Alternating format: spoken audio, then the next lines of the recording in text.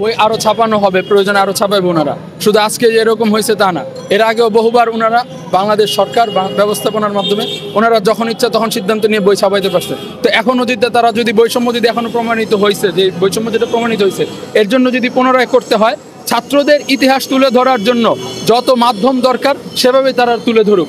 আমাদের কথা হচ্ছে, আমাদের দাবি হচ্ছে সকলের অবদান এখানে উল্লেখ করতে হবে। কোনো নির্দিষ্ট একজনের অবদান উল্লেখ করে বাকিদেরকে গোপন করা বা কারো অবদান উল্লেখ না করা, এটা আমরা পছন্দ করি না। আমরা এখানে বৈষম্য মনে করছি। এজন্য যদি বই ছাপানো লাগে, এটা ওনারা বুঝবেন, ওনারা প্রয়োজন পড়লে বই ছাপাবে।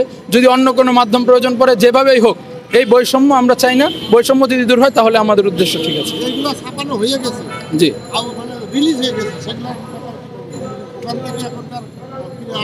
বলা হয় নতুনভাবে আরও যখন প্রকাশনায় যাবে বইগুলো, তখন আমরা আশা করব যে নতুনভাবে সংস্কার করা হবে, নতুন এডিশনের মাধ্যমে পুনরায় সঠিকভাবেই করা হবে।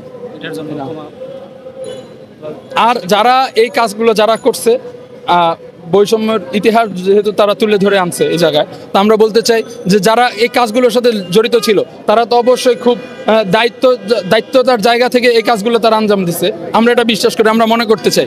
সুতরাং তারা যদি নিজেদের দায়িত্ববোধের জায়গা থেকে যদি তারা এই কাজগুলো আঞ্জাম দিয়ে থাকে, তাহলে তাদের অবশ্যই জানা উচিত ছিল কওমি মাদ্রাসারও কিন্তু 70-এর অধিক শহীদ হয়েছে এবং আরও অনেক শিক্ষার্থীরা প্রত্যেকটা জায়গায় গুরুত্বপূর্ণ ভূমিকা রাখছে। তো তাদের উচিত ছিল এই বিষয়গুলোকে পরিপূর্ণভাবে খেয়াল করে এরপরে এই বিষয়গুলোকে আলোচনায় তুলে আনা। এখন তারা যেহেতু এই জিনিসটা আলোচনায় আনতে পারেনি, তা আমরা মনে করি তারা এখানে দায়িত্ব জ্ঞানহীনতার পরিচয় দিয়েছে এবং আমরা মনে করি তারা এখানে ভুল করছে।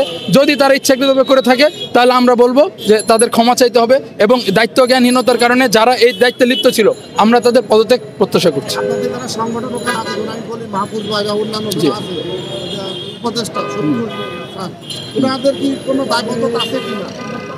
এটা শিক্ষা মন্ত্রণালয়ের বিষয়, আমরা এটা মনে করি এবং সরকারের কাউকে আমরা এখান থেকে খালি মনে করতেছি না। সংশ্লিষ্ট মন্ত্রণালয় এবং দায়িত্বপ্রাপ্ত যারা ছিল, আমরা তাদেরকে এখানে দায়ী মনে করছি।